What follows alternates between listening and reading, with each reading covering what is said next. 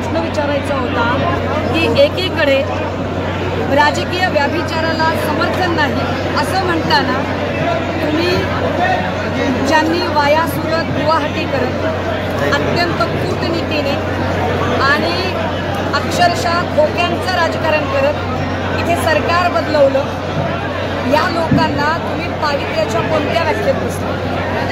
म्हणजे एकीकडे तुम्ही व्याभिचाराची भाषा करता आणि दुसरीकडे तुम्ही पावित्र्याचं सगळं स्टँडर्डच बदलून टाकता. तर मला वाटतं की महाराष्ट्रातली जनता एकूण जो कोणी संविधान प्रेमी आहे त्याला ही भूमिका निश्चितपणे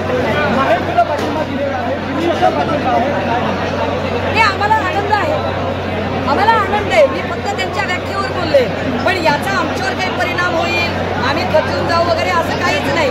उलट मला असं वाटतं की हा पाठिंबा आमचा विश्वास वाढवणारा आहे की ज्या अर्थी एवढे सगळे लोक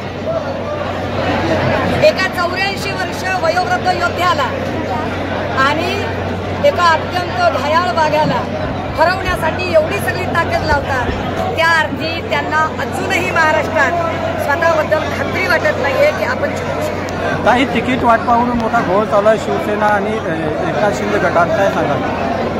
नाही, असली शिवसेना जर असती ना तर असली शिवसेनेने जे आम्ही पत्रकारांनी विचारल्याबरोबर उमेदवारांची यादी धार धार धार वाचून दाखवली तसे आपले उमेदवार घोषित केले असते. पण ज्या माणसाला इतरांचं सोडा स्वतःच्या मुलाचीही उमेदवारी जाहीर करण्याचं भाग्य मिळू नये त्यांच्याबद्दल आम्ही असली आणि नकली वाद घालायची गरजच नाही. इटसेल्फ हे उत्तर आहे.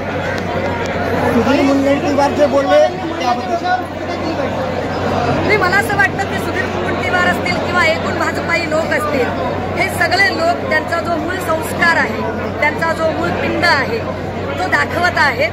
त्यांचं जे काही स्टेटमेंट आहे कालच्या सभेमध्ये त्यांनी केलेलं, हे स्टेटमेंट हे भाजपच्या मूळ संस्कृतीचं खरं प्रदर्शन आहे. भाजपनं राज ठाकरे यांना कमळाचा पर्याय दिला होता आणि त्या कमळाचा पर्याय त्यांनी फेटाळला, अशी शहांसोबत चर्चा झाली. काय मला काही माहीत नाही दादा.